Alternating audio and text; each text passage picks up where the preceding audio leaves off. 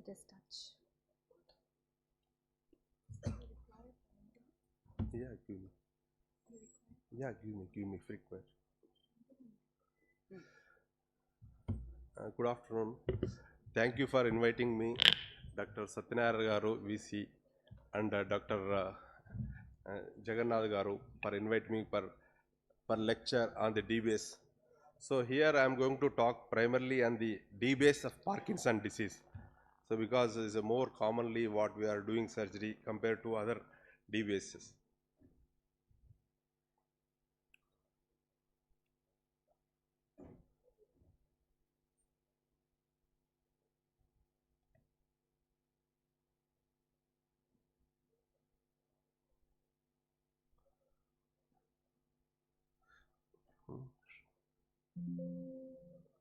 So what is a DBS? So basically, so what is the DBS? So basically, the whatever the disease in Parkinson disease, dystonia, there is a neurological changes are happening. So because of neural circuit changes are happening. To change the modulation, so we need a electrical current. So we give electrical current so that we give mainly subthalamic cortical structure, mainly nuclei. So different nucleus are there. So subthalamic nucleus, thalamus is there, GPA is there, and striatum. So different targeting structures are there.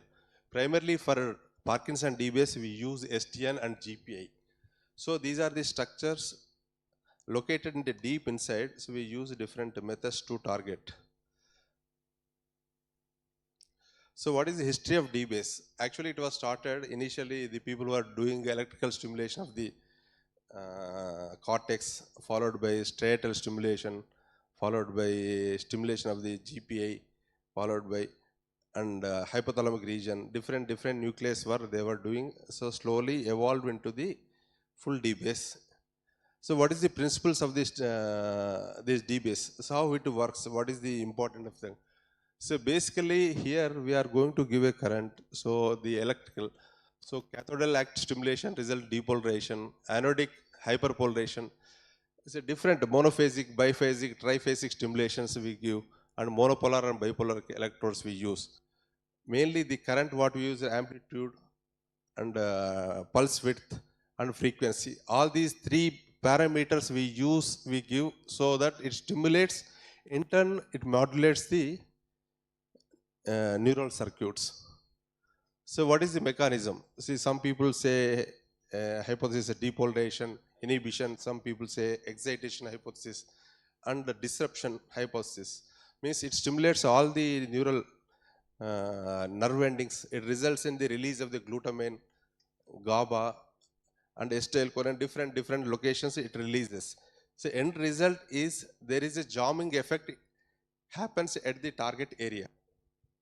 So basically, when we put a leads, we basically we stimulate. So it go along the nerves or across the nerve. So depend upon the contact surface, they will get the stimulation effect. So if you give a narrow, so if it is a prodromal, antidromal, so if it is involving the axonal, it will potentially brings the clinical effect. But if it is antidrome, it will not give any effects. So basically in this Parkinson, so basically what we are going to do is in the STN DBS and GPA. So it primarily we involve STN DBS. It is hyper firing neurons will be there in the STN. So once we inhibit, the output will be the changed. See, especially in the Parkinson disease, the deep brain stimulation is effective. It gives effective treatment along with the medication because it is successful in Parkinson disease compared to others. See how we select. So our neurophysician, he will select the cases depend upon his neurological condition. Basically, UPDRS 3 score. So example I will show. So this is the case what we have done. This is a Parkinson patient is having bradykinesia, rigidity, and tremor. All three has. So she was responding to the Syndopa, but is only 1 hour, half an hour she is having response. If it is dose is increasing, she was having significant dyskinesis.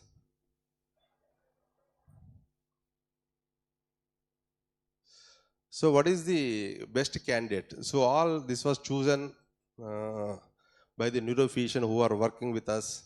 So primarily we choose the patients with the 5 years of the disease, and also the having disabling tremor, dyskinesia, involuntary movements, experience severe motor fluctuation, cannot be controlled with the adjustment of medication. This is one of the most important point. So if we are unable to manage with medication, then the surgery point will come, and often experience significant dizziness interspersed with the rapid wearing off. Rapid wearing, this is the main indication for surgery. See, those who respond well to the DBS tend to be people who respond to carbidopa, had a typical Parkinson for more than 5 years, don't have severe cognitive function. So that is also cognitive issues should be very less. And also UPDRS score on of significant difference should be there. So basically the respond, the which responds more is tremor, stiffness, and bradykinesia, dystonia, these will respond to the DBS. See, as a neurosurgeon, primary aim is to target the subthalamic nucleus, GPI. See, accurate targeting is most essential for the outcome of the disease. So what, this is a red nucleus, this is the subthalamic nucleus. We use stereotaxic frame, stereotaxic guided navigation. This is called stereotaxic guided navigation. We use and we calculate according to the stereotaxic navigation. So the electrodes, initially we will do MER electrodes. So we'll put a initial inside and we record the brain from the striatum thalamus across the zona incerta and subthalamic nucleus, even SNR also. After recording, we'll identify the structures. And sometimes we use GPI for the some Parkinson cases and dystonia also. So these are the targeting idiopathic Parkinson. We use more commonly STN. GPI is less, VIM is less. Tremor is more useful, but we have not done any case in the VIM. Most of the cases, our cases are STN DBS only. So these are the, see what are the advantages. See, subthalamic nucleus, there is a chance of the cognitive decline will be there.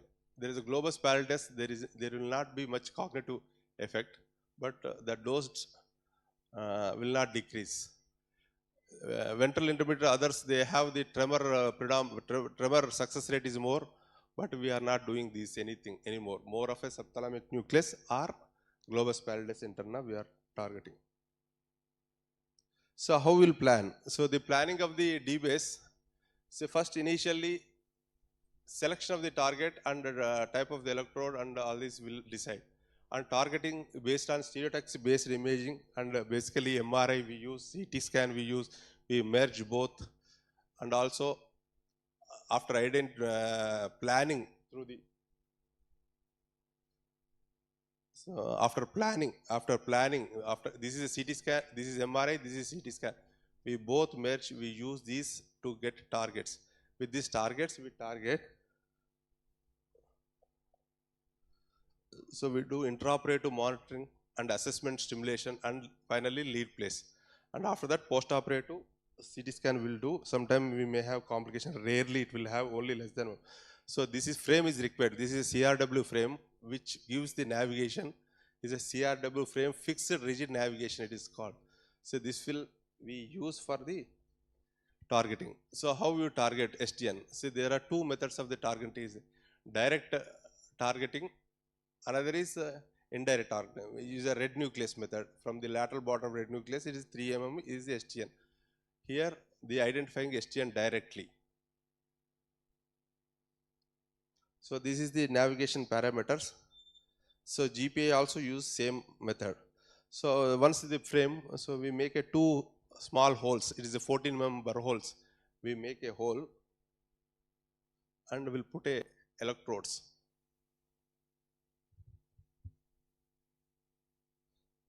These are micro electrodes, MER electrodes.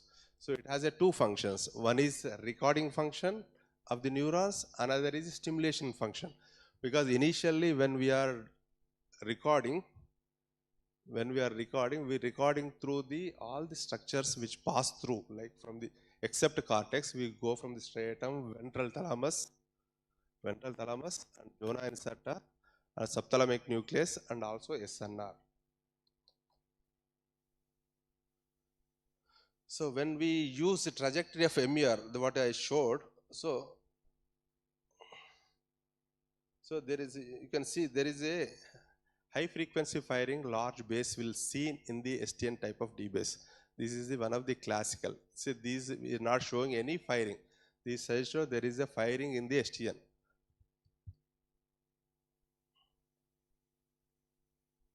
So you can see once again. So there is a clear-cut evidence of the firing is there. So that is one of the clinical findings during the intraoperatively we can identify. So we have striatum, there is no much firing. The occasional firing is high frequency firing will be there, but very narrow base in SNR compared to STN. So all these will record during the surgery.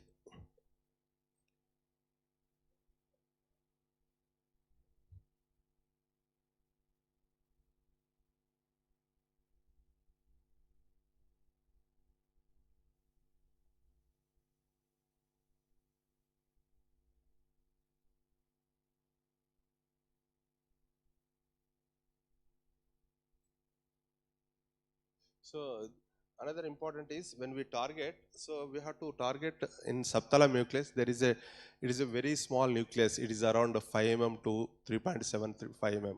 So we have to target dorsolateral area because the sensory motor area which locate in the dorsolateral area.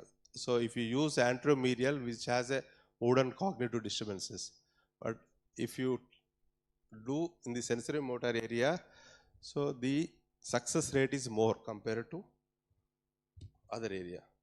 So because we need, that's why we need recording and also the stimulation. So microstimulation. So when we do microstimulation, so we will see the response, the tremor response, and is there a dysarthria, is there a dyskinesia, or rigidity. All these will dyskinesia, bradykinesia, all these we'll see. And also side effects is essentially we'll see corticospinal tract involvement, any stiffness or dysarthria, conjugate eye movements, numbness, sensory involvement. All these will locate and identify, will place according to the proper place.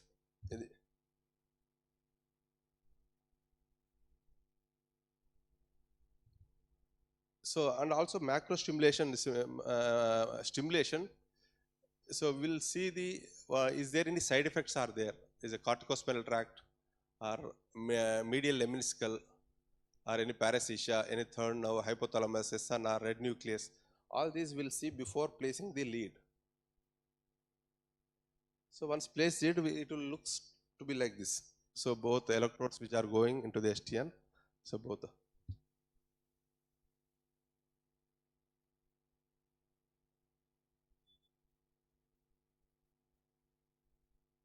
Sometimes rarely you will have complications like this. Is a usually less than 1% chance. It is a more out of 100 cases, one case can have. But even if in the advanced MRI with the contrast MRI, the risk of bleed rate is very, very less now. So other related mild infection, sometime breakage, sometimes fits. Rarely these will have, but it is not much significant effect. A problem will come with because of this. So other is sometimes the cognitive effect will be there in the D base. That is because if you use STN, there is a chance of the cognitive effect. So what is the programming? See, because the location is the most important, then we have to use the programming to improve the condition of the patient. So when we program, we use 3 parameters: amplitude, frequency, and these. So we'll start after 1 month or 2 months. After that, we'll start using the low, from the low currents to the increase. So always the pulse width and frequency is more important. Frequency, high frequency, it inhibits the neurons. Pulse width, if it is patient is a gait problem, we have to reduce the pulse width. Otherwise, we have to keep it high, above 90. So what is the conventional device? See, in conventional, will we put a lead? So there is a, when we stimulate, so it will directionally, both directionally it will increase. See, it is a circular, semi-circular or semicircular. It is a conventionally we will see, because in this it may stimulate the surrounding structures also. So because of this, there is a recently new innovation has come in the leads and the leads. So where the first segment, initially the leads were uh, circular leads. Now it is a segmented leads. So segmented electrodes which can stimulate in one area only. Second is sensing method. So this is a capable of recording local potential. So it is a beta recording. So it because it's like a biomarker. So that will be helpful for their programming. So directional. See, before I showed. No,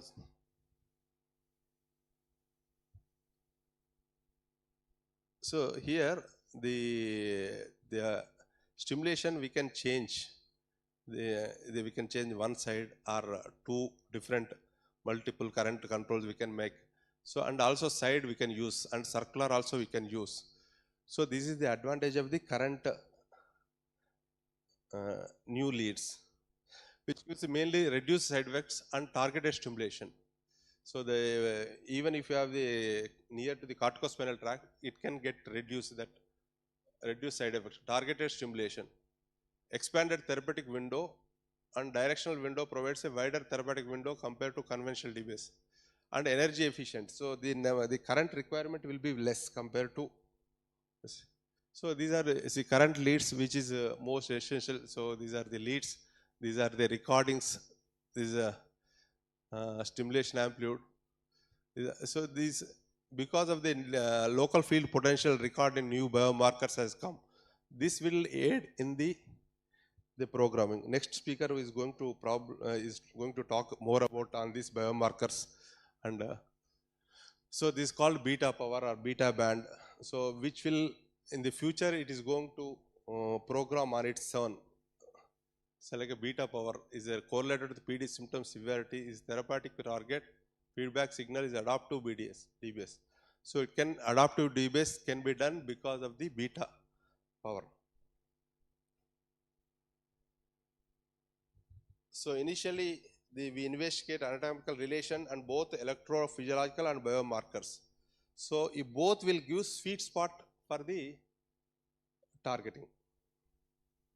So this is what we have done surgery before. Now after surgery, after 6 months after surgery, so she is doing well, and she had significant improvement, gait improvement, decreased rigidity. She had a mild dyskinesia because of the increasing current. So she was after 6 months.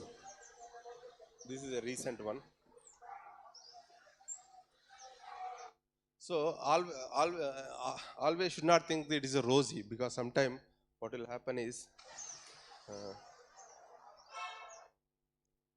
see, recently it has come, there is a article automated deep brain stimulation. So using beta band, it stimulates automatically, but it is in initial phase actually.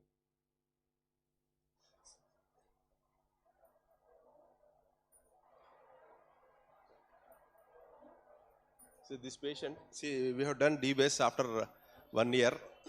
Still, he's having significant freezing of gait.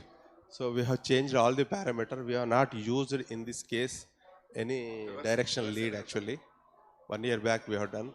So initial 3-4 months he was well. After that, still he was having significant issues. The freezing of gait, which is not controlled presently with the DBS, even medication also. So freezing it is commonly observed freezing and on off or off FOG also.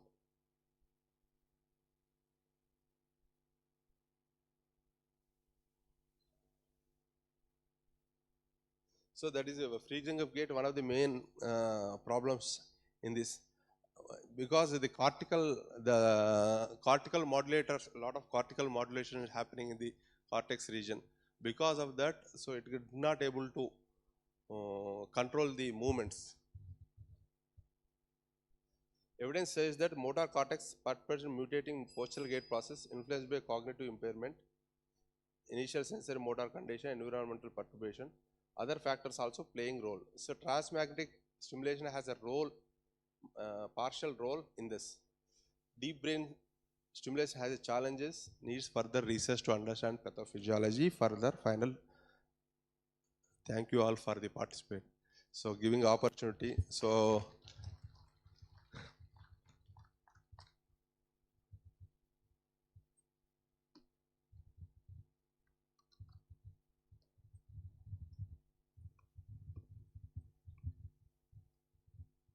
Thank you, sir, for sharing your insights on deep brain stimulation and Parkinson's disease. As a token of gratitude, now I request Dr. K.S. Jagannath Rao Garu, Pro-Chancellor Yale University, and Dr. Rahul Gaurav from Paris Brain Institute to honor Dr. Praveen Kumar.